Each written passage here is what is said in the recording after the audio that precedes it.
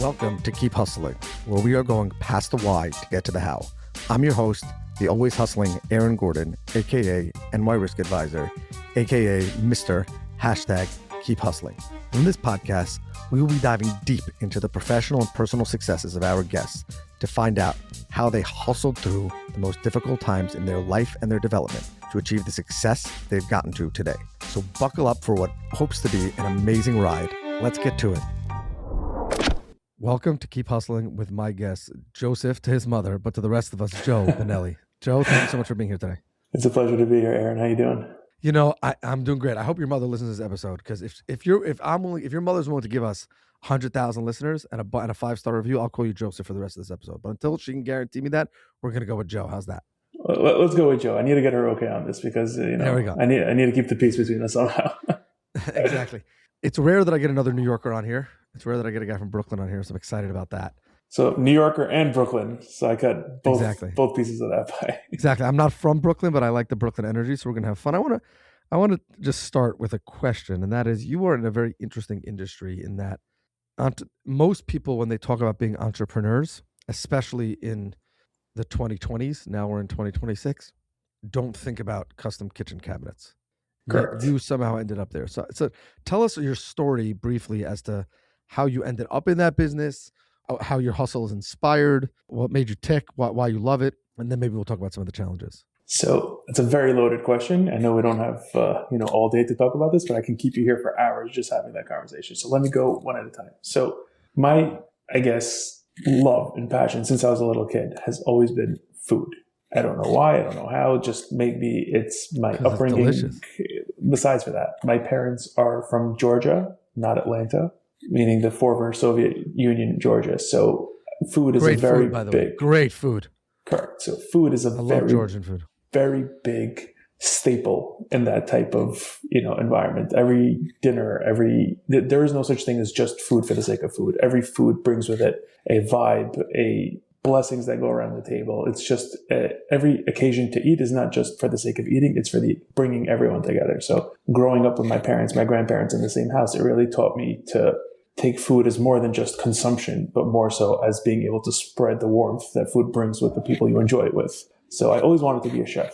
But as I got older, it's turned out that the reality of being a chef is not as much the, common ground as it is, you got to make money, you got to support, you got to do everything. So there's a very big ladder to climb in regard from going from a nobody to somebody in regard to that field. So, now it's easier with TikTok and Instagram and social media and all that. But, at the time I was growing up, it was a little difficult. So what's the second aspect of what comes with food or being a chef? The kitchen you cook in. So the way I was able to divert from my passion for food into the ability of giving people that atmosphere, that warmth of being able to be in first of all, a kitchen that works for them and is not just, beautiful to look at, but is actually logistically carefully planned so that it works with your lifestyle. It works with your environment, with how you function, with how you need to be able to be in the groove to make your everything happen. And that's really where it escalated from them. And there's also a very big niche in regard to maybe just New York,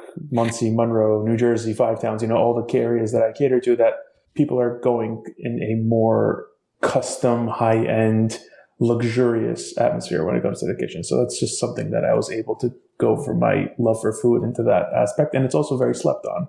People think custom-built houses, they're like, oh, okay, you have beautiful, but it needs to function besides for just, looking pretty.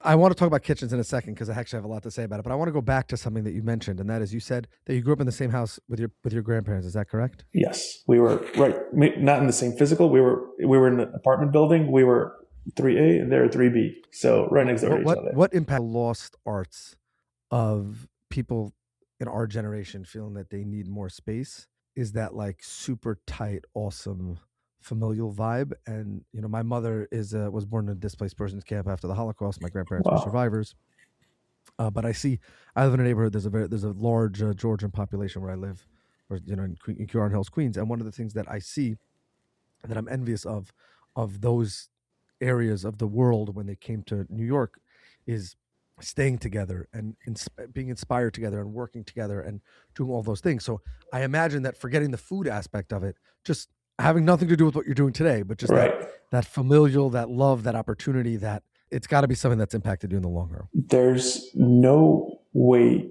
to fathom or put into words the effect growing up with my grandparents had on me. There's people that say, oh, you're first generation American, so automatically you have an American mentality, you have American life set, you have American, goals, ideals. It's completely the opposite. The fact that I grew up with my grandparents for the first, let's say, even 10 years of my life, it completely shifted the dynamic from being an American Georgian to being more so like a Georgian American. So the ideals, the customs, the lifestyle, the mutual respect, the hustle that it gives you, the overall just, I don't know, it changed who I am as a person. It taught me like morals, traditional ways of thinking that today's generation just cannot fathom or appreciate even. And by the way, talk about the ultimate hustlers, right? First generation Americans, First people that generation came American. here, Yeah. like I'm the keep hustling guy, right? People love talking about that. I'm the keep hustling. But like my mother came on a boat with her parents that not only just had what was in their pocket, but didn't speak the language. So like, Yep. I feel like that there's a certain amount of grounding that happens when you spend enough time with people who are those OG hustlers, that it's not something that we can be jealous of because we can never replicate it, right? And by the way, the reason why they hustled so hard is so that we didn't have to replicate it, right? Exactly. And we didn't have to hustle. But yet I feel like there's a certain like then in you when you see that there's a certain inherent like I have to do something. I can't For sure.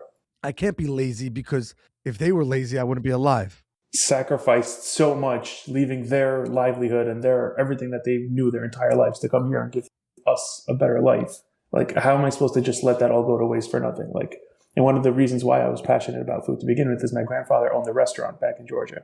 So all the stories I heard growing up of how, like his restaurant happened to be by the beach. So they had like just a phenomenal time, phenomenal history, just living through his words, just really kept that inside of me my entire life. And for him to come down here and not speaking a word, and, he had to start driving a taxi because, he didn't speak the language. He didn't know anything. So in my mind, I'm like, I have to do something to make sure that he never, takes for granted the fact that he left his home country to give me a better life, his future grandson. And I should just, ride on his coattails for what?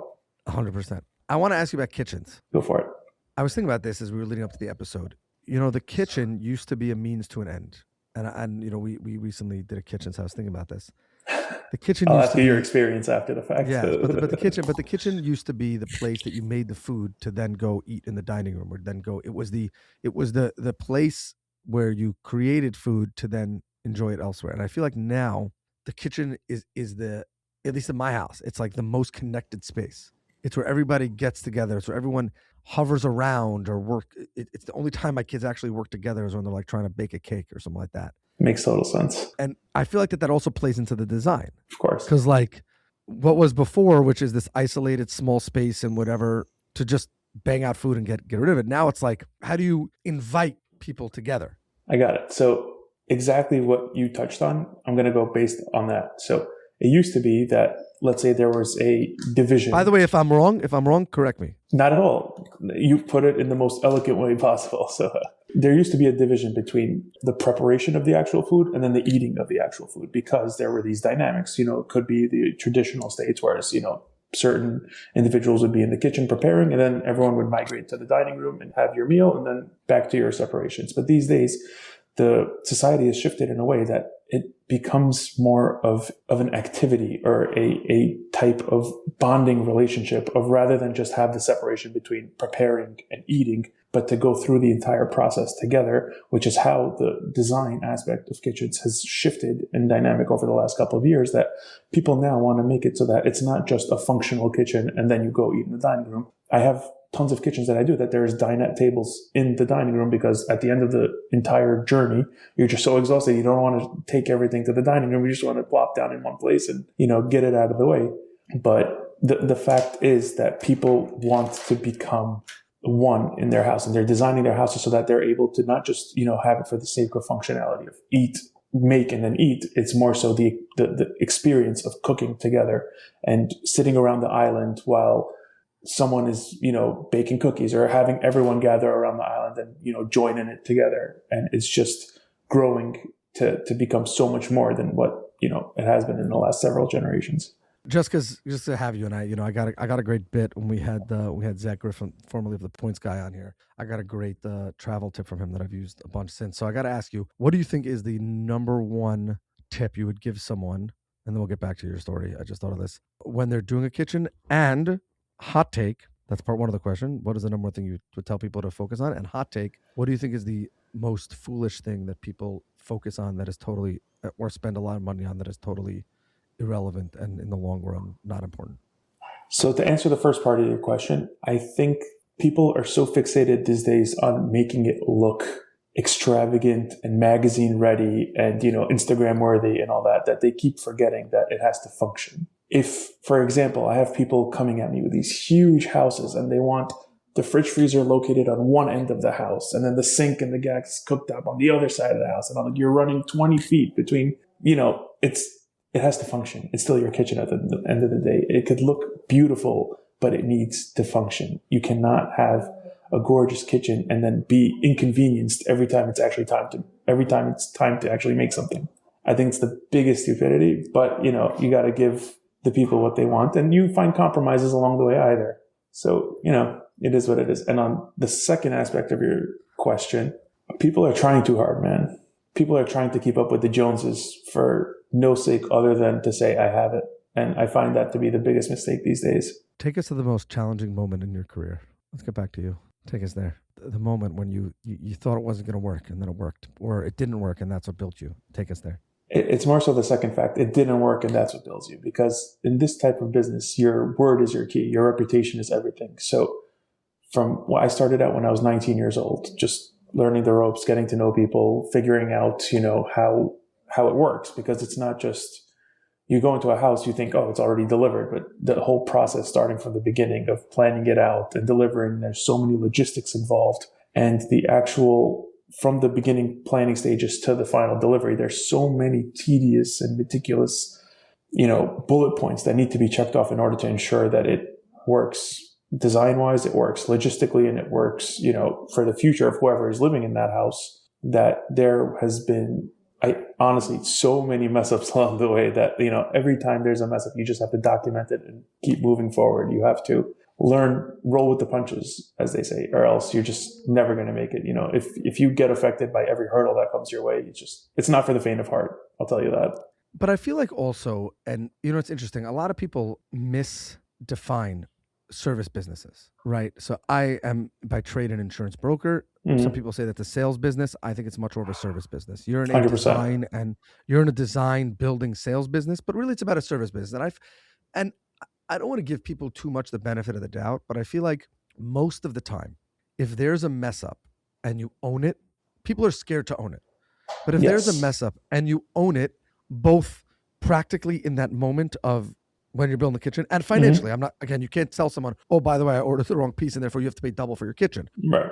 I feel like most people are like, okay, like own it. But I feel like when people try to hide it and they try to make excuses or go around, that's when stuff explodes. 100%. And I tell this to young people all the time, especially in sales. I've never met a person who wasn't okay with me messing up. They might have fired me, but they didn't look ill on you saying, oh, I thought this is what it was. I didn't sell you a product that was not legit. I thought the quote was going to be $1,000 and it came out to $2,000 for these reasons. And it didn't cost you because you never bought it. Right. But I can't sell you something that's not right or deliver something that's not right. And most of the time people say okay, as long as you can fix it or as long as you can give them another option. I think people give up on their ability to cover their tracks and be honest too easily for the sake of a lie. And then you're toast. That's exactly what it is. As long as you're able to show that person that, first, acknowledge the fact that you messed up, and B, acknowledge the fact that you're a human. At the end of the day, we all have the capacity to do great, but there's always that margin of error that just happens.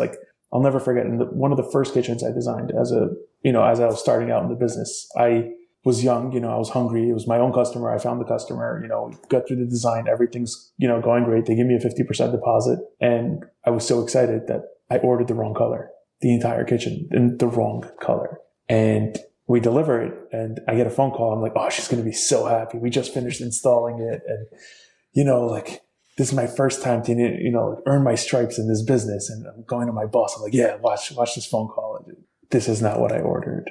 And my heart just dropped. I'm like, what do you mean? I ordered it myself, no, this is not what I ordered. It's completely out of left field. Like, for example, I don't remember the exact colors, but let's say she ordered white, it came blue.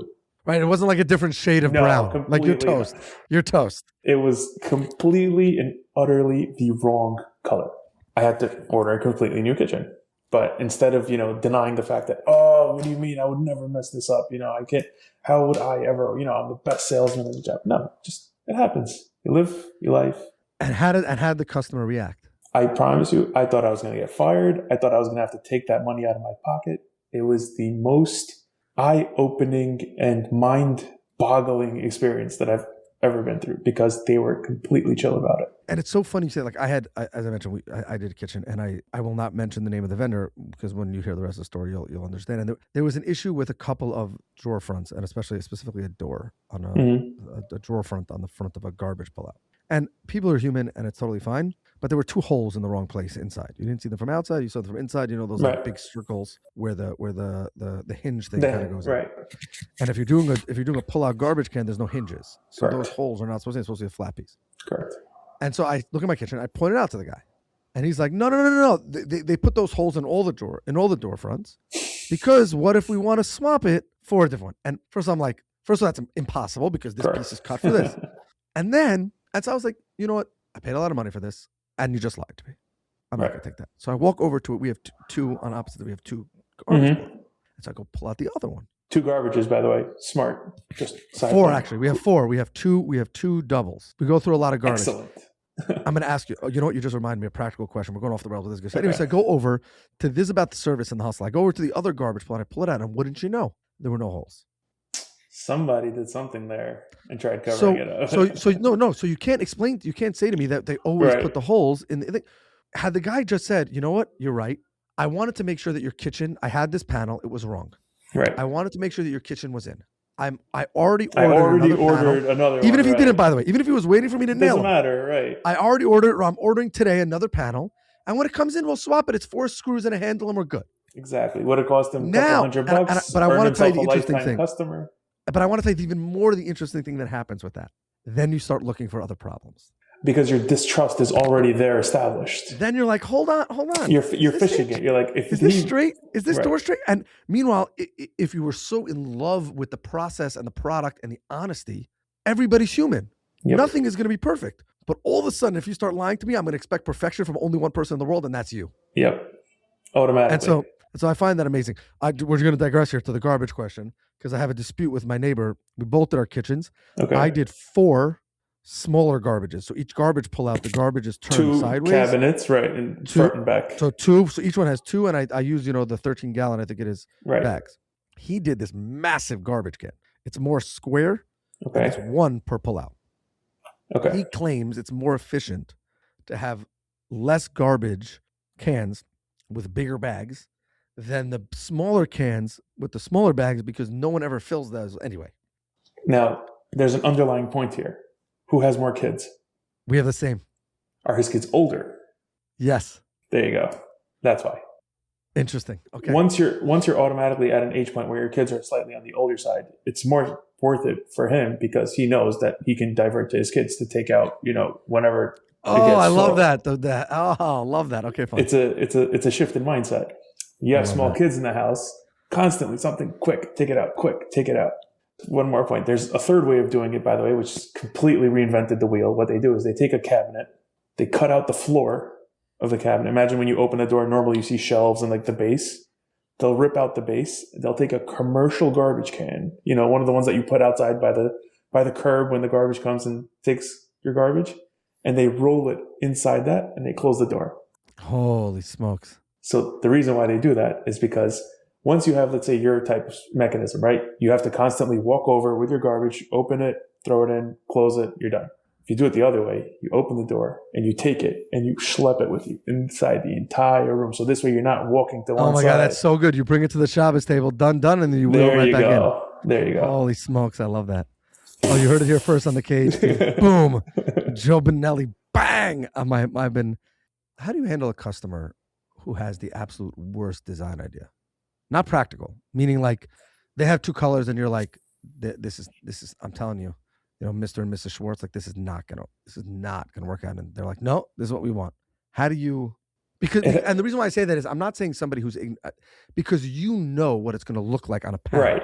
So I see it in a book and I say, oh, this kind of, and you're thinking like, oh my God, all of these upper cabinets are going to be black. Right. Like this room is never, you're thinking about one little piece. I'm thinking about you have 100 cabinets. This is not going to work. How do you handle those decisions? There's two ways to address it. So every single customer that comes into my office, they get what's called a 3D rendering. Once you pick finishes, you get to see that what your final kitchen will look like, let's say in a draft. The floor you pick, the cabinet colors you pick, the island countertop color you pick, the light fixtures you pick. You get to see a 95% accurate picture of what the representation of your kitchen will look like. That's A. B, if they see it and they love it in a picture, but I know for a fact, let's say they picked black and like a wood color, but I know that the black that they chose, let's say they chose a high gloss, that they're going to be calling me every week, oh my God, I see 1,000 fingerprints on my black high gloss. And I would tell them, you came to me, right? If I don't tell you that there's going to be A, B, and C that you're going to be calling me about every other week, I am not doing my job. So here's my disclaimer. You like this color? Great. You're going to see a ton of fingerprints. You're going to complain, and your cleaning lady's going to get fired after 2 weeks because she's just going to be scrubbing your doors every other day. If you still are okay with that, by all means. And I make them sign it off it also. It's so funny you say that because my wife literally said that, like she said, listen, I have a lot of design ideas, but number one, no smudges. So if I say something that you think, we have 5, we have 5 kids, thank God. And like, she's like, listen, I will defer to you. You got to give me some options. Don't tell me there's only one, whatever. But like, if I choose something, you're like, that's not going to happen. It's not going to happen. So I love that. What's the age range on your kids? 3 to 14. 3 to 14. Okay. Yeah, it's a serious situation. I have a 2-year-old daughter, and I just had newborn twins. No way. I'm a twin. Really? Yeah. Boys, girls, what are they? 2 boys. Unbelievable. You're in for it, man. Yeah. I'm going through it, My mother says it was the greatest thing ever. My mother said it was the greatest thing ever. My father, Allah Shalom, said it wasn't. I will say they'll be, even if they are not, I'm going to give you, we're going to get a little deep here on the KHP. This is not usually, I don't usually get personal here, but I'm going to say something to you because you go for it. I'm bringing it out. And I know my brother listens to every episode, so this one's for you, Daniel. Even if your kids don't appear to be super close when they're growing up, or especially in their teenage years, I promise you that unless, God forbid, something catastrophic happens in their lives between the two of them, they'll be closer than you could ever imagine when they hit their 20s and 30s. And when they look like they're going to rip each other's head off, it's all going to be worth it because I speak to my twin brother every single day. And we live somewhat different lives, but every morning we call each other. We make sure that we speak to each other. And that's not to the negative of my older brother, my other siblings who I love. That's not what I'm saying. Right. But it's a different level. And just wait till they pick up wrestling. Holy smoke! Give me some life advice. How do I get my kids to that point? Because like I see that there's no basis anymore. Like there used to be, the old generation used to teach us, this is what you do. You only have each other. This is, like, I feel like those ideals kind of like left at some point. And by the way, I think that this goes to keep hustling. So good question. I never get asked questions, so I appreciate that. I think that people return to the source and people return to their core.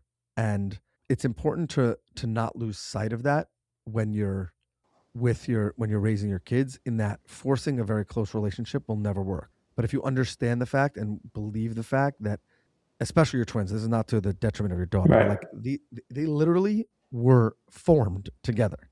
Like I can tell you some creepy stories of like me breaking my arm in a catastrophic way in 5th grade and my brother vomiting in his classroom within 30 seconds. Totally not even close to it. My mother tells a great story of me not letting her go to sleep and waking her up 50 times in the middle of the night until she finally went over and took my brother's temperature when he was fast asleep. Rule number 1, never wake a sleeping baby. When he was 4 years old and he had like massive high fever. Wow. So if you understand that is the basis, again, barring something, God forbid, really catastrophic happening between the two of them. And I don't mean a fight. And you hear so many stories these days, like these brothers just split for like the stupidest reasons. Like in my wife's our parents raised us very well. Our parents raised us very, very well in that. Also, I think that people who talk the talk but don't walk the walk on the importance of family and those relationships. Mm-hmm. We grew up in a house where our parents showed us what it's like to support your siblings, what it's like to support your parents who are alive, what it's like to have everybody at the table, regardless of their, agreement or disagreement about anything that might be going on. And I think that, and then when you see that, you kind of love that value. So that's what I would say. Which gets taken for granted. I feel like in today's generation, there is no more that. Like, it doesn't. Exactly. It's not a thing anymore. But listen, I'm happy I never had twins, but more power to you and more power to your wife, bro. Listen, it's the best, but I wouldn't wish it on anyone, especially with a toddler. You're gonna get through it. It's gonna be awesome. Joe, thank you again for being here. As you know, we have a closing tradition on this podcast. Yes. Where we ask our guests to leave us with their favorite motivational or inspirational quote. So with that, I'm going to ask you for your favorite motivational, inspirational quote and how it inspires your hustle. I'm going to say thank you again for being here. Thank you so much for having me. It's honestly been a vibe. It's been awesome getting to know you and, getting to feel what it's like here. I wouldn't say it's an inspirational quote. It's just something that, like, an ideal that I live by. It's, don't compare yourself to who you were yesterday. Look forward to who you're going to be tomorrow. I love that. Because that's it. And that's how you keep hustling. That's it. You're awesome. This has been another episode of Keep Hustling. Remember, do well by doing good. And of course, and always, just like Joseph, keep hustling. All right, hustlers, that brings us to the end of another fantastic episode. Thank you for listening. The listeners are the most important part of this show. If you like what you heard, please leave us a review wherever you listen to your favorite podcasts. Your feedback means the world to us and helps us reach more listeners. Plus, be sure to subscribe to our podcast so you never miss an episode. We have some amazing guests and topics lined up for you, and we don't want you to miss out. And finally, if you have any suggestions, comments, or even just want to say hello, please feel free to reach out to us on all social media platforms. We are Keep Hustling Pod on Instagram, X, Facebook, and LinkedIn. We would love to hear from you to continue the conversation. Thanks again for tuning in and supporting our podcast. We truly appreciate each and every one of you. Until next time, stay curious, stay hungry, and keep hustling.